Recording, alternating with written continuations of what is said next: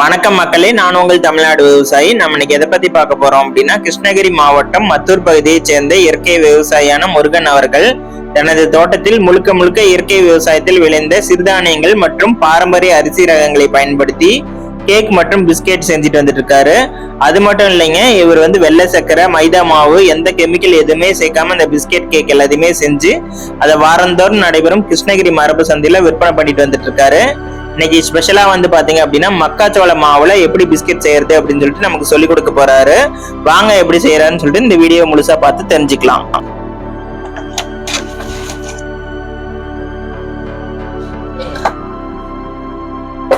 வணக்கங்க. கிருஷ்ணகிரி மாவட்டம் பள்ளத்தூர் கிராமத்துல முருகன் என்னுடைய பேரு. நான் இயற்கை விவசாயம் பண்ணிட்டுருங்க. இப்போ இயற்கை விவசாயம் பார்த்தோம்னா கருப்பு கோணி நெல் விளைஞ்சிட்டு இருக்கோம். இது சீரக சம்பா நெல் விளைஞ்சிட்டு இருக்கோம். இப்போ இது இல்லாம நம்ம சிறுதானியத்தும் விளைஞ்சிட்டு இருக்கோம். இப்போ சிறுதானியம்னு போகும்போது கம்பு, சோளம், ராகி இதெல்லாம் விளைஞ்சிட்டு இருக்கோம். இயற்கை விவசாயத்துல இருந்து விளைஞ்சதை நான் கொண்டு போய் சந்தைப்படுத்தும் போது அதனுடைய கூலி கூட நமக்கு வராது. இதை வச்சு ஏன் மதிப்பு கூட்டக்கூடாது அப்படின்னு சொல்லிட்டு யோசிக்கும் போதுதான் 20 வருஷமா கிருஷ்ணகிரியில பேக்கரி வச்சுட்டு இருந்தாங்க. இப்போ பேக்கரி பண்ணும்போது எல்லாமே பார்த்தோம்னா அப்போ மைதா, டால்டா, சக்கரையில தான் பண்ணிட்டு இருந்தோம். இப்போ நம்ம பாரம்பரியமா விளைஞ்சும் போது இயற்கைக்கு நுழைஞ்சப்புறம் இயற்கையா வரணும்னு ரொம்ப யோசிக்கும் போது சிறுதானியத்தை வச்சு, நாட்டு சர்க்கரையை வச்சு, பட்டரை வச்சு ஒரு பிஸ்கெட் செஞ்சோம். பிஸ்கெட் செய்யும்போது எல்லாரும் கொஞ்சம் லைக் பண்ணி சாப்பிடுவோம்.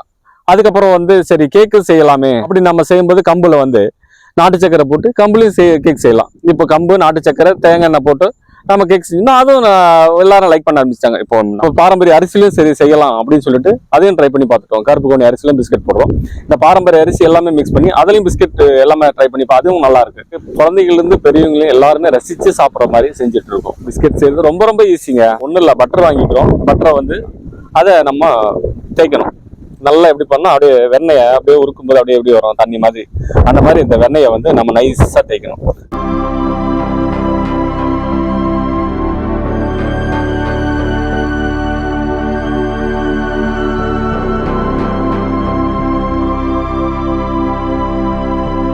இனிப்புக்கு என்ன வேணுமோ அதை மிக்ஸ் பண்ணிக்கலாம்.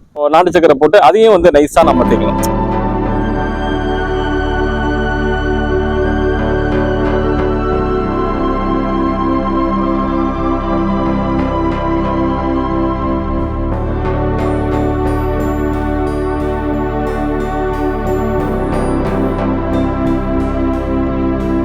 அது நைஸா பண்ணிட்டு இப்போ நான் செஞ்சது சோளத்துல செஞ்சுட்டு இருந்தேன். அந்த சோளம் எப்படி இருக்கும்னா, நம்ம பாரம்பரியமா விளைஞ்சது, மருந்து இல்லாம இருக்கிறது. பிளஸ் அதை நம்மளே சுத்தம் பண்ணி அதை காய வச்சு அரைச்சி மாவாக்கி அதை வறுத்து அப்புறம் அதை யூஸ் பண்ணணும். அப்போதான் அதனுடைய டேஸ்ட் இன்னும் நல்லா இருக்கும்.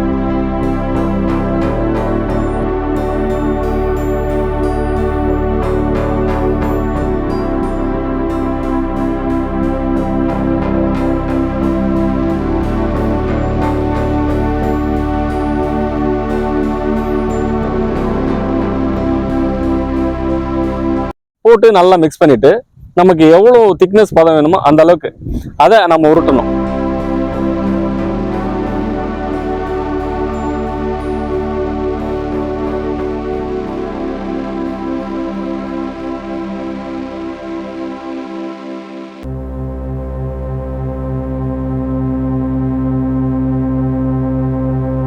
செஞ்சதை ரவுண்டு அச்சு இருந்தது, அதை வச்சு நான் எடுத்துட்டேன். உங்களுக்கு வேற என்ன ஷேப் வேணாலும் இப்போ கிடைக்குது. என்கிட்ட தட்டு இருந்துச்சு, ட்ரே இருந்துச்சு. நான் அந்த தட்டுல கிளீனா கேப் விட்டு நல்லா அடுக்கிக்கலாம். பிஸ்கெட் மட்டும் செய்யல, நம்ம அது கூட சேர்த்து கேக்கும் செய்ய போறோம். கேக் எப்படி நான் செய்யறதுன்னு சொல்றேன். என்கிட்ட மிஷினரி இருக்கிறதுனால நான் இது யூஸ் பண்ணி உங்களுக்கு எப்படி செய்யறதுன்னு சொல்றேன். இப்போ நாட்டு சக்கரை எடுத்து வச்சாச்சு, அதுக்கு உண்டான மாவு எடுத்து வச்சாச்சு. இப்போ நான் கம்புல செய்ய போறதுதான் கேக், கம்புக்காக மாவு ரெடி பண்ணி வச்சிருக்கோம். இப்போ ஆயில் வேணும்னா நமக்கு தேங்காய் யூஸ் பண்ணிக்கலாம். அந்த ரேஷியோலாம் நமக்கு என்ன வேணுமோ எல்லாமே ரெடி பண்ணி வச்சு, அதாவது ஃபர்ஸ்ட் சர்க்கரையை கொட்ட போறோம். நாட்டு சர்க்கரை கொட்டிட்டு முட்டையை போட்டு அதை உடச்சி ஊற்றி ஒவ்வொன்றா உடச்சி ஊற்றி நம்ம மிக்ஸ் பண்ண போறோம். அதில் ஓடு இல்லாமல் இருக்கிறதுக்காக கப்பு வச்சு உடச்சி விட்டுருக்கோம். இப்போ அப்படியே உடச்சி ஊற்றும் போது தவறி கூட ஓடு விழுந்தாலும் ஓடு இல்லாமல் இருக்கிறதுக்காக ஒவ்வொன்றா உடச்சி அதில் மிக்ஸ் பண்றோம்.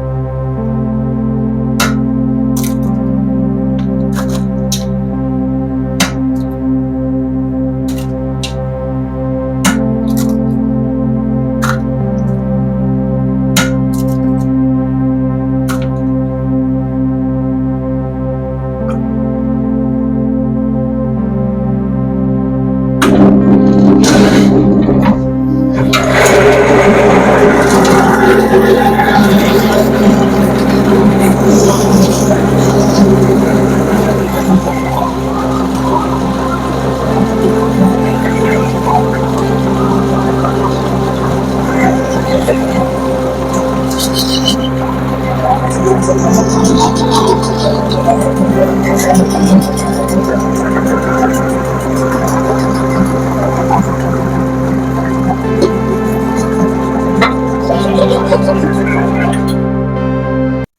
உங்களுக்கு என்ன ஷேப்ல வேணும்னாலும் இப்போ ட்ரேவில் நம்ம எடுத்து அந்த மாவோடைய மிக்சிங் கலவையை எடுத்து தட்டில் போட்டு வச்சுக்கலாம். இப்போ ஓவனுக்கு எடுத்துட்டு வர போகிறோம். ஓவனில் எடுத்துட்டு வந்து அதுக்கு உண்டான ஹீட்டு டெம்பரேச்சர்லாம் கரெக்டாக இருக்கான்னு பார்த்துட்டு இப்போ பிஸ்கெட்டு கேக்கு ஒன்றா ஏற்றி விட்டுடலாம்.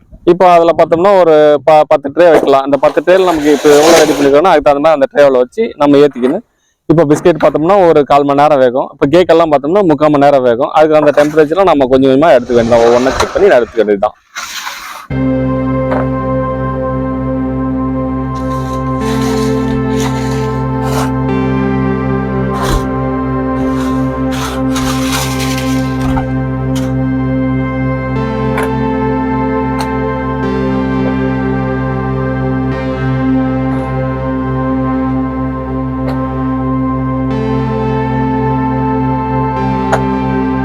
இப்போ பிஸ்கெட் வந்து வெந்திருக்கு. இப்போ நம்ம அது அடுப்புல இருந்து எடுக்க போறோம்.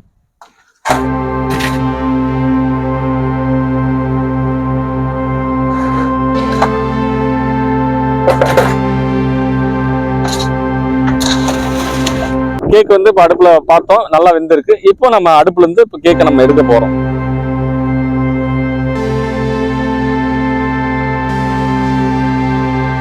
இப்போ எடுத்து இதை ஆற வச்சு நம்ம வந்து கட் பண்ண போறோம்.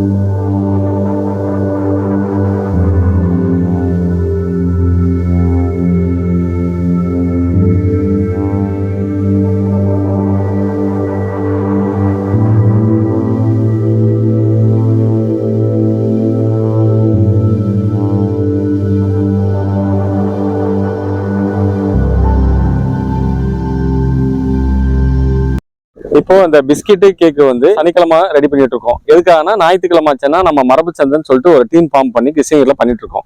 அதுதான் விற்பனைக்கு கொண்டு போறோம். இப்போ அந்த சனிக்கிழமை ஒரு நாள் செய்யறோம். மற்ற நாள்ல தேவைப்பட்டா யாராவது ஆர்டர் கொடுத்தா நம்ம செஞ்சு தரோம். இப்போ மற்ற நாள்ல என்னைக்காவது எப்போ வேணாலும் சரி இந்த கேக்கோ பிஸ்கெட்டோ வேணும்னும் போது அதுக்கு தகுந்த மாதிரி செஞ்சு கொடுக்குவோம். இப்போ ஏதாவது உங்களுக்கு இடையில உங்களுக்கு பிஸ்கெட் வேணும் கேக் வேணும்னா நீங்க கால் பண்ணலாம். என்னுடைய நம்பர் வந்து 93 44 95 45 75. நன்றி.